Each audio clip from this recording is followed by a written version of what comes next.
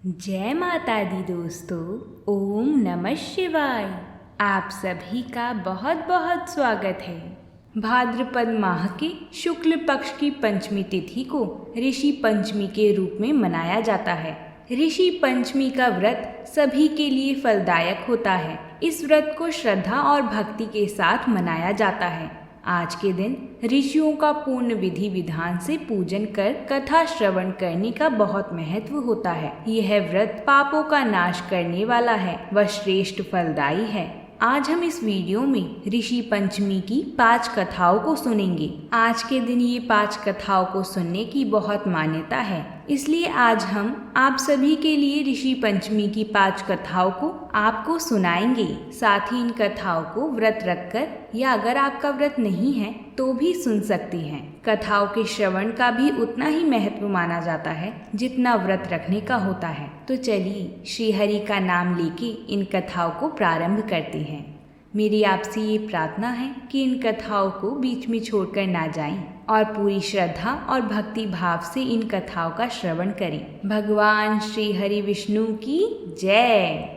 पौराणिक कथा के अनुसार एक समय राजा सिताश्व धर्म का अर्थ जानने की इच्छा से ब्रह्मा जी के समीप गए और उनके चरणों में शीश नवाकर बोले, हे आदित्य देव, हे पितामह, आप समस्त धर्मों के प्रवर्तक हैं और गूढ़ धर्म के जानने वाले हो। आपके मुख से धर्म चर्चा श्रवण करके मन को महान शांति मिलती है, भगवान के चरण कमलों में प्रीति बढ़ती है। वैसे तो आपने मुझे नाना प्रकार के व्रतों के विषय में उपदेश दिए हैं। अब मैं आपके मुख से उस श्रेष्ठ व्रत को सुनने की अभिलाषा रखता हूँ जिसके करने से प्राणी के समस्त पापों का नाश हो जाता है। राजा के इन वचनों को सुनकर ब्रह्मा जी ने कहा, हे श्रेष्ठा, तुम्हारा प्रश्न अति उत्तम है और धर्म में प्रीति उपजाने वाला है। मैं तुमको समस्त पापों को नष्ट करने वाला सर्वोत्तम व्रत सुनाता हूँ। यह व्रत ऋषि पंचमी के नाम से विख्यात है। इस व्रत को ग्रहण करने वाला हर एक प्राणी अपनी समस्त पापों से सहज ही छुटकारा पा लेता है। उसे नरक में कदापि नहीं जाना पड़ता। इस व्रत का एक अति प्राचीन इतिहास भी है। इस कथा को मैं तुम्हें सुनाता हूँ, तुम ध्यान पूर्वक सुनना। एक समय की बात है कि विदर्भ देश में उत्तंक नाम का ब्राह्मण अपनी पतिव्रता पत्नी के साथ निवास किया करता था। उस ब्राह्मण दंपति के एक पुत्र और एक पुत्री थी। उसके पुत्र का नाम सुविभूषण था। वह कुशल और तीक्ष्ण बुद्धि वाला था। उसने अपने अल्पकाल में ही चारों वेदों को पढ़ लिया था। हे राजन, उत्तंक ने अपनी पत्नी के परामर्श के साथ एक संयोग्य ब्राह्मण कुमार के साथ करा दिया था, किंतु भगवान की गति ही कुछ ऐसी थी कि कन्या विवाह के 1 माह पश्चात ही विधवा हो गई। अंततः विधवा होने के पश्चात वह कन्या अपने धर्म का पालन करती हुई अपने पिता के यहाँ रहकर अपने समय को व्यतीत करने लगी थी। विधवा कन्या के दुख से दुखी होकर उत्तंक ने अपने घर बार को अपने पुत्र को सौंपकर अपनी स्त्री और कन्या को लेकर गंगा जी के किनारे चला गया और वहां आश्रम बनाकर वेदों का पठन पाठन करने लगा। उसके पास कुछ ब्राह्मण भी वेद पढ़ने के लिए रहने लगे। कन्या भी अपने धर्म का पालन करती हुई अपना समय व्यतीत कर रही थी। वह नित्य प्रति मन लगाकर माता पिता की सेवा करती थी।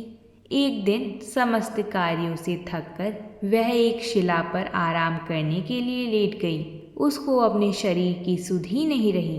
भगवान की गति से अर्धरात्रि के समय यकायक उसके शरीर से कीड़े उत्पन्न होने लगे।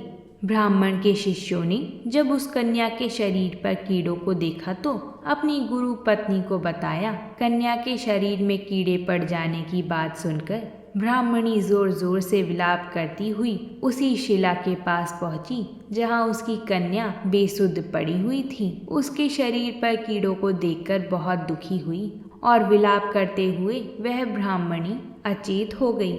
जब उसे होश आया तो उसने सोती हुई कन्या को गोदी में उठाया और अपने पति उत्तंक के सामने ले जाकर रख दिया। कन्या की दशा को देखते हुए ब्राह्मणी ने अपने पति से कहा, हे स्वामी, आप कृपया कर मुझे यह बताएं कि मेरी इस साध्वी कन्या की दुर्दशा किस प्रकार और किस दुष्कर्म के कारण हुई है।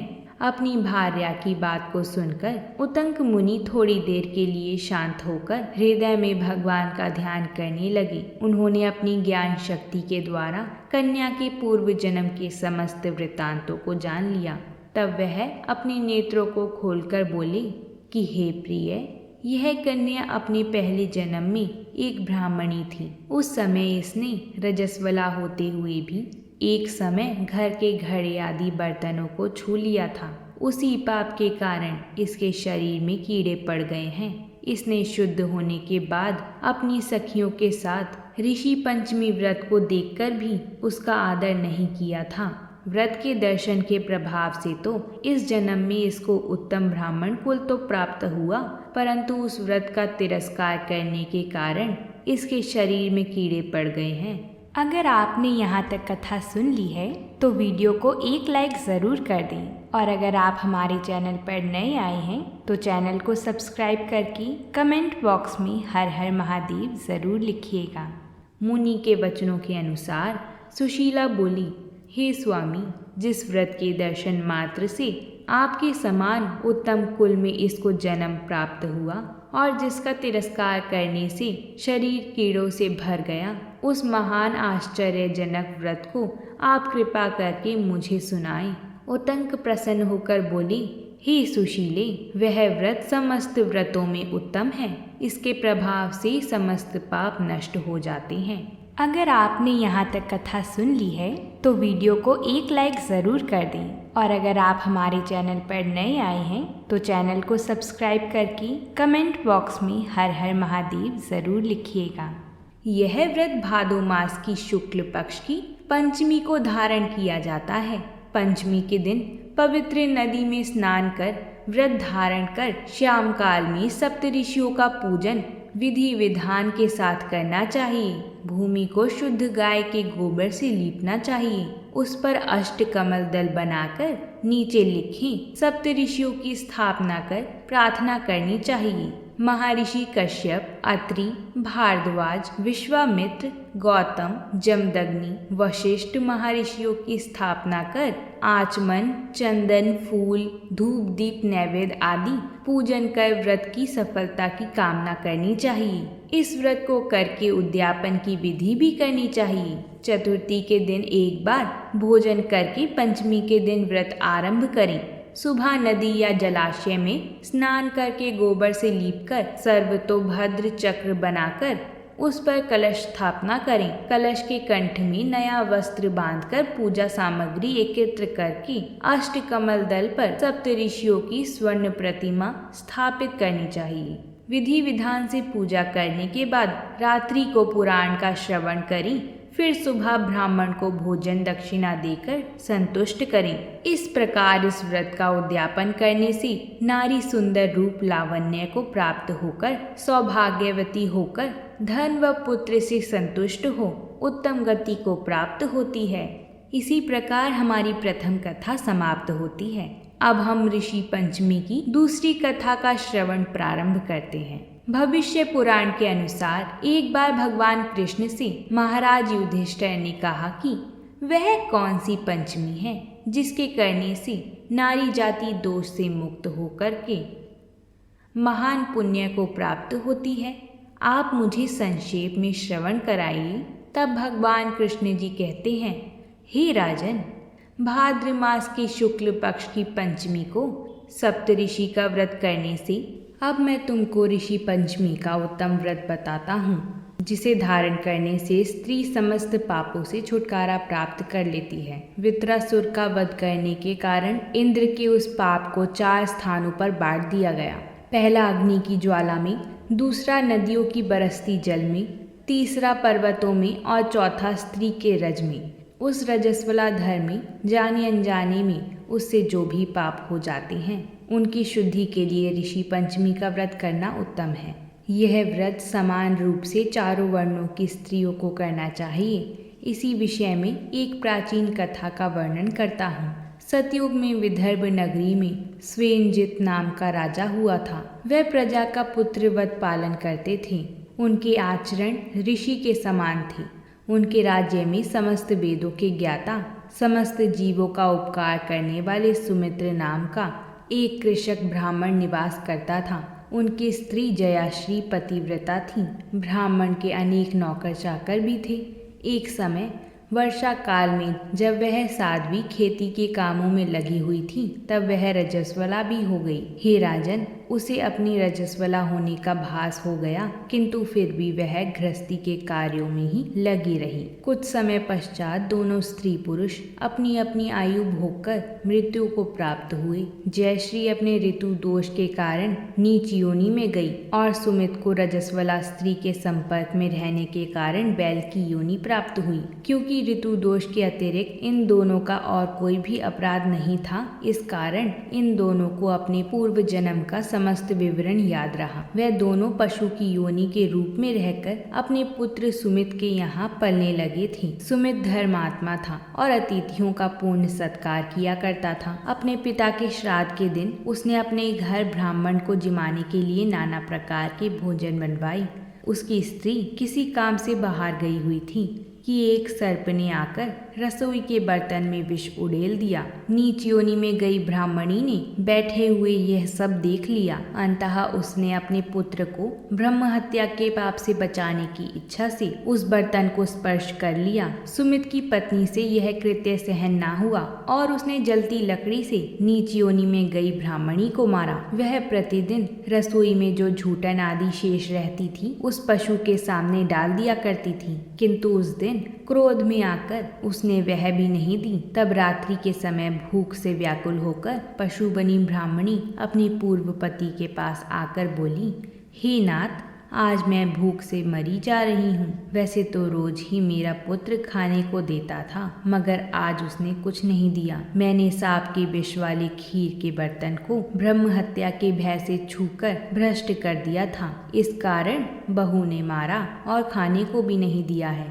तब बैल ने कहा, हे भद्रे, तेरे ही पापों के कारण मैं भी इस योनि में आ पड़ा हूँ। बोझा ढोते ढोते मेरी कमर टूट गई है और आज मेरे लड़के ने दिन भर मेरा मुंह बांधकर मुझसे खेत जोतवाया और अभी तक एक मुट्ठी घास भी नहीं डाली और ऊपर से मारा भी खूब है। मुझे कष्ट देकर श्राद्ध को भी व्यर्थ ही किया है। अपने माता पिता की इन बातों को उनके पुत्र सुमित ने सुन लिया। उसने उसी समय जाकर उनको भरपेट भोजन कराया। वह दुखित मन से वन को चला गया। वन में जाकर ऋषियों को दंडवत करके पूछा, महाराज, मेरे माता पिता नीच योनि में हैं, वह किस प्रकार इस योनि से छुटकारा पा सकेंगे? तो ऋषियों ने बताया, तुम्हारे माता पिता को पूर्व जन्म के कर्मों के कारण ही ये नीच योनि मिली है। इससे तुम घर जाकर विधि से उत्तम व्रत ऋषि पंचमी का करके उसका फल अपने माता पिता को दो, जिससे वह पशु योनि से मुक्त होकर स्वर्ग प्राप्त करें। मुनियों से विधि सुनकर ब्राह्मण के पुत्र ने घर जाकर विधि के साथ स्त्री सहित भाद्रपद मास की शुक्ल पंचमी को ऋषि पंचमी का व्रत किया और श्रद्धा से उस व्रत का फल अपने माता पिता को समर्पण किया, जिसके प्रभाव से वह इस क्रूर योनि से छुटकारा पाकर दिव्य देव विमान पर आसीन होकर स्वर्ग लोक को प्राप्त हुए। जो स्त्री इस व्रत को विधि के साथ करती है तथा श्रद्धा से सप्त ऋषियों का पूजन करती है, वह नारी भयंकर दोष से छूटकर शीघ्र ही धन, पुत्र, पौत्र आदि सुख सौभाग्य रूप को पाती है। इस व्रत को करना नारी जाति का मुख्य कर्तव्य है। इससे मन, शरीर आदि दोष मुक्त होते हैं। जो फल तीर्थों के करने से प्राप्त होते हैं, वह इस व्रत से सभी नारी जाति को मिलते हैं। अब हम ऋषि पंचमी की तीसरी कथा को सुनेंगे। एक समय एक गांव में माँ बेटा रहा करते थे। वह बहुत गरीब थे। भाद्र मास में ऋषि पंचमी का व्रत आया। बेटा माँ से बोला, मैं भी बहन के घर राखी बंधवाने जाऊंगा। उसकी माँ ने कहा, बेटा, हम गरीब हैं, तू बहन के घर क्या लेकर जाएगा? बेटे ने कहा, लकड़ी बेचकर जो भी धन मिलेगा उससे कुछ ले जाऊंगा। जब भाई बहन के घर पहुंचा, बहन सूत काट रही थी। बहन ने देखा भाई आया हुआ है, पर सूत का तार बार बार टूट रहा था। बहन उसे जोड़कर व्यस्त थी। भाई ने सोचा, धनवान बहन को मेरी कोई परवाह नहीं है। भाई वापस जाने के लिए मुड़ा, वैसे ही सूत का तार जुड़ गया। बहन ने भाई को गले लगाया। भाई बहुत समय बाद आया था, इसलिए खुशी के मारे उसे कुछ समझ नहीं आया, तो पड़ोसन के पास गई और बोली, जब कोई प्यारा मेहमान आए तब क्या करना चाहिए? पड़ोसन ने मजाक में कह दिया, घी में चावल बनाने चाहिए और तेल का चौका लगाना चाहिए।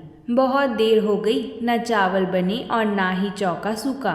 भाई ने कहा, बहन भूख लगी है। तब बहन ने पड़ोसन वाली बात बतलाई। यह सुनकर भाई ने कहा, बहन पानी में चावल बना, पानी में चौका लगा। तब बहन ने वैसा ही किया और भाई को प्रेम से जिमाया। बाजोट पर बैठकर तिलक कर, हाथ में नारियल छिलाकर देकर राखी बांधी। भाई जो भेंट लाया था बहन को दे दी। बहन ने सुबह जल्दी उठकर चक्की में आटा पीसकर भाई के लिए लड्डू बना दिए। प्रातः भाई जाने लगा, तब बहन ने जल्दी से सुबह अंधेरे में बनाए लड्डू भाई के साथ बांध दिए और कहा, भाई रास्ते में खा लेना। भाई के जाने के बाद बच्चे उठे। बहन ने अपने बच्चों को लड्डू दिए तो देखा लड्डू में सांप के टुकड़े मिले हैं।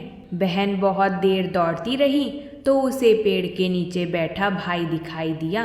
भाई ने कहा, मैं तेरे यहाँ से कुछ नहीं लाया।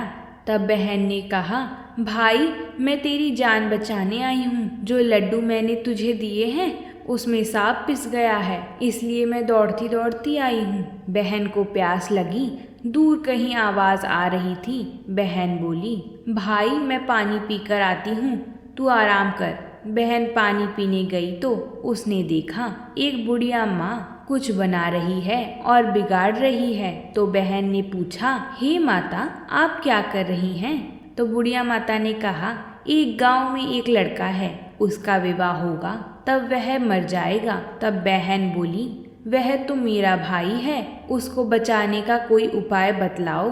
तब बुढ़िया माँ बोली, उसकी बहन उसकी शादी तक सभी काम उल्टे करे, पहले स्वयं करवाए और भाई को अपशब्द कहे, गालियाँ बके।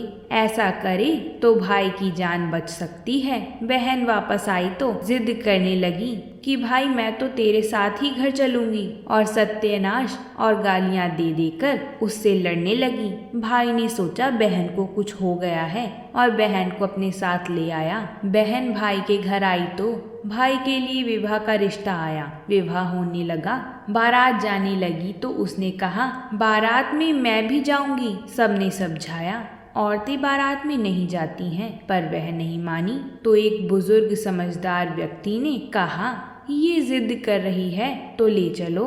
पहले उसकी बस सजाई, फिर भाई को बस में बिठाया। आगे जाकर एक पेड़ के नीचे बारात विश्राम करने लगी तो उसने कहा, इस पेड़ के नीचे तो मेरी बस रुकेगी। जैसे ही बस वहां हटी, पेड़ गिर गया। सबने कहा, बहन ने भाई की जान बचा ली। बारात आगे गई, तोरण होने लगा। बहन बोली, इस दरवाजे पर मैं तोरण मारूंगी। सबने मना किया पर वह नहीं मानी। नास पीटे, सत्यानाशी को तोरण नहीं मारने दूंगी। तब उसकी बात मान ली और जैसे ही उस दरवाजे से बारात हटी तो दरवाजा गिर गया। सबने कहा, इसने तो भाई की जान बचा ली। फेरे होने लगे तो बहन बोली, इस मंडप में फेरे मैं लूंगी। जैसे ही मंडप से भाई भाभी हटे, मंडप भी गिर गया और सबने कहा, इसने तो भाई की फिर से जान बचा ली। फिर खुशी खुशी फेरे संपन्न हुए।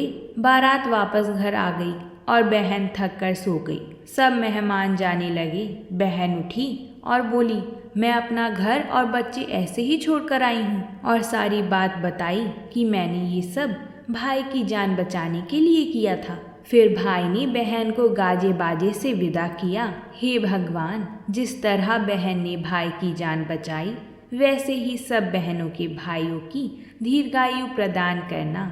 इसी तरह हमारी ऋषि पंचमी की तीसरी कथा समाप्त होती है और चौथी कहानी को हम शुरू करते हैं।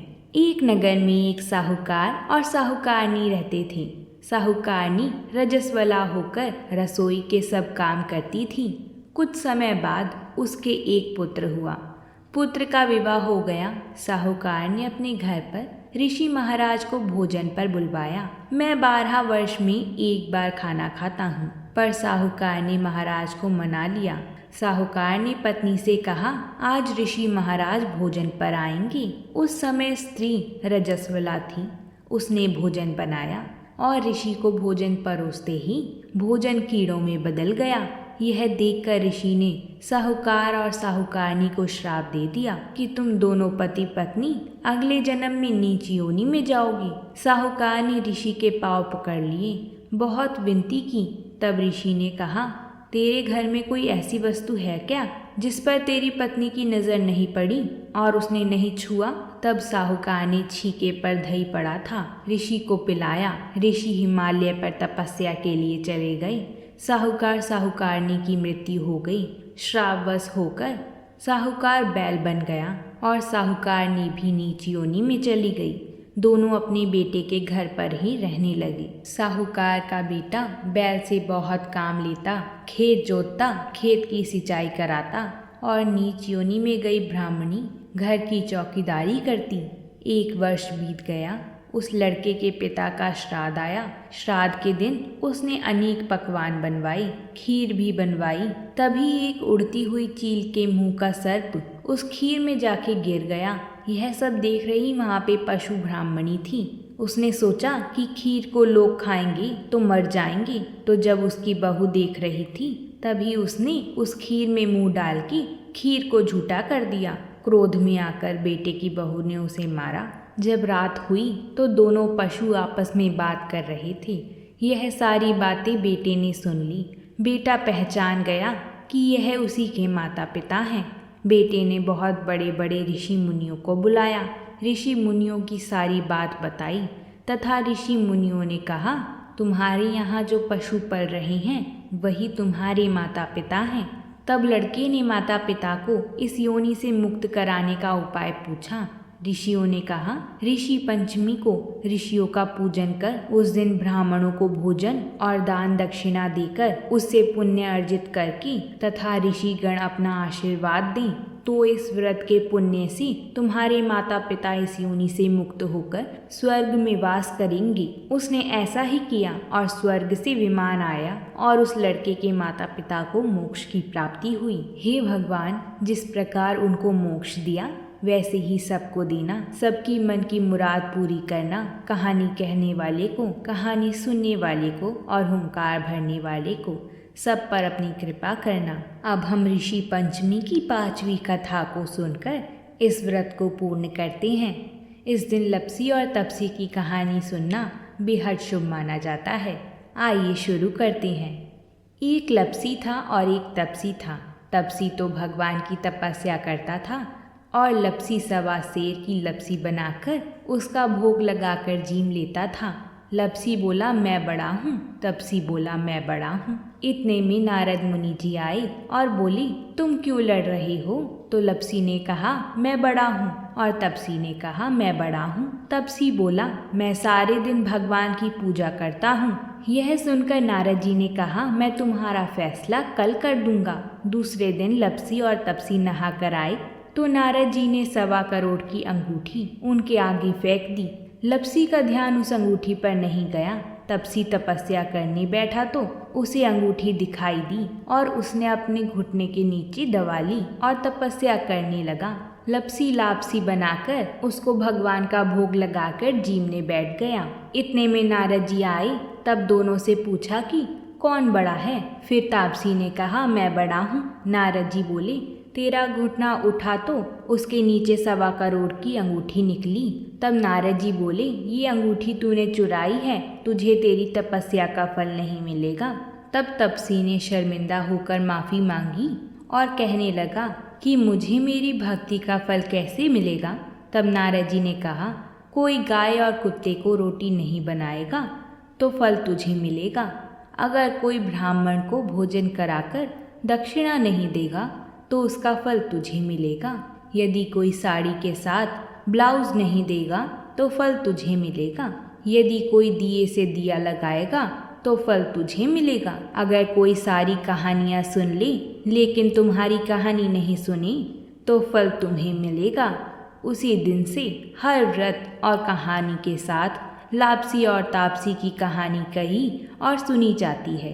हे दीन दयालु प्रभु, अपने भक्तों के सभी व्रतों को पूर्ण करना तथा इस कथा को कहने वाले, सुनने वाले और हुंकार भरने वालों को सभी पर अपनी कृपा बनाए रखना। सभी के घर परिवार में सुख शांति बनाए रखना। अगर आप सभी को हमारी कथाएं पसंद आती हों तो वीडियो को लाइक ज़रूर करें, साथ ही चैनल को सब्सक्राइब भी ज़रूर करें ताकि आपको ऐसी ही कथाएं रोज़ मिल सकें। प्रेम से बोलिए जय माता दी।